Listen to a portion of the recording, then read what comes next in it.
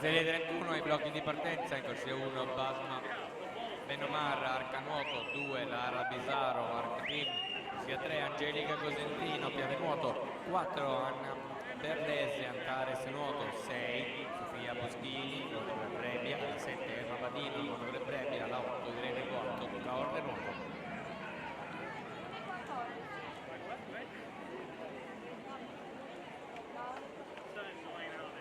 Grab, you know, I sat on the pad.